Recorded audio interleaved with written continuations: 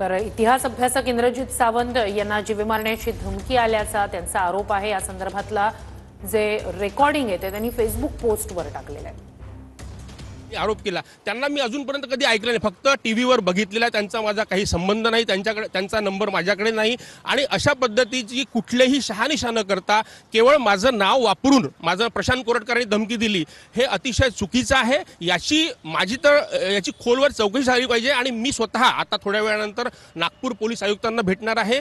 या पद्धतीची मी त्यांच्यावरही अब्रू नुकसानी करू शकतो की माझा शहानिशा न करता माझं नाव वापरणं। आज मला सकाळपासून फोन सुरू झालेले आहेत। जे इंद्रजित सावंत आहे त्यांनी जर मला फोन करून म्हटलं असतं की हा तुमचा आवाज आहे का, तुमच्या नंबरवरून असा मला फोन आला होता, तर ते न करता त्यांनी डायरेक्ट सोशल मीडियावर केलं, तर याच्याबद्दल मी सुद्धा तक्रार करणार आहे पोलिसांमध्ये। माझ्या विरोधात अब्रू नुकसानीचा दावा दाखल करला। माझ्याकडे फोनवर जे ट्रू कॉलरला नंबर माझ्याकडे आलेला आहे त्यानं स्वतः नाव सांगितलेलं आहे त्याच्यात। आता त्याच्यापेक्षा आणि जास्त काय असू शकतं, एवढंच नाही तर फेसबुकला पोस्ट सुद्धा केलेली आहे, माझ्या नावानंच केलंय, माझा फोटो टाकून केलेला आहे।